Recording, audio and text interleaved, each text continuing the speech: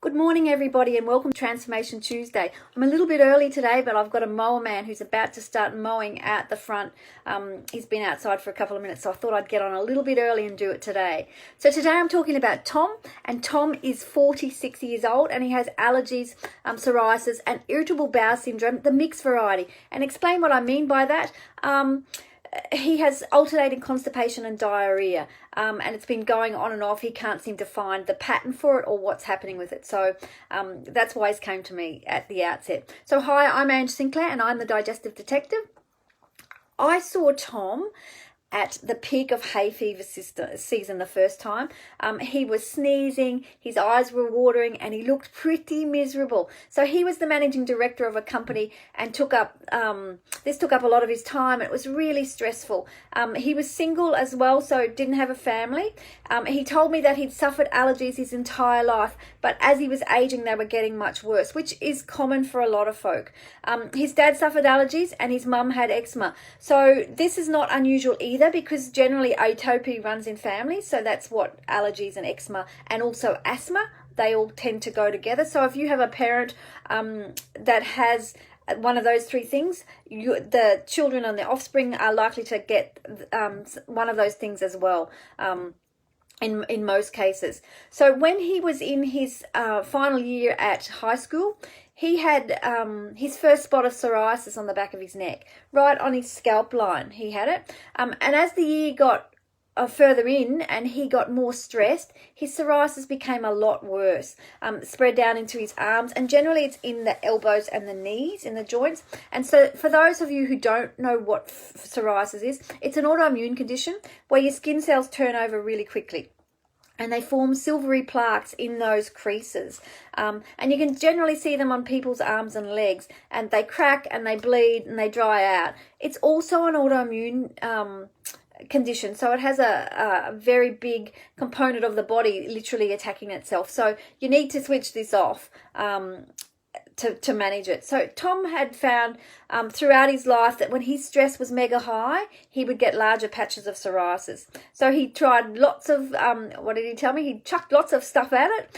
He tried lots of topical creams, antihistamines, lotions and potions that he could get over the counter.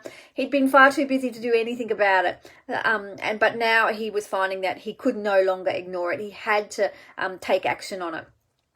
So his bowel was also much harder to deal with in the last couple of months, much more than ever before. And he didn't know why that was. He was constipated one day and he had raging diarrhea the next. So it was really impacting the way he showed up at work. So you can see for Tom, he had a lot going on. When I looked at Tom's food, mood and poo journal, it had a lot of room for improvement to say. I'm not going to say it wasn't the worst diary I've ever seen, but it was pretty close. Tom wasn't a cook. He would eat out most nights, or have a large corporate lunch and then not have anything for dinner except a few beers and some peanuts, which is okay occasionally, but you can't do this 4 or 5 nights a week. So for me, this wasn't going to be, this was going to be harder on Tom than it was going to be on me. So we found a delivery service that could cook the meals that Tom would need, but also give him snacks throughout the day, so which was terrific. And he really loved the food that they got straight away.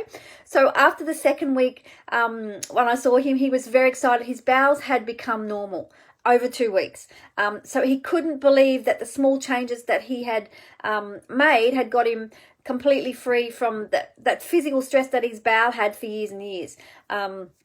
So it just goes to show you the power of food. So if you, I often hear people, I had 2 people yesterday and they said, oh, my doctor said food doesn't play a part in it.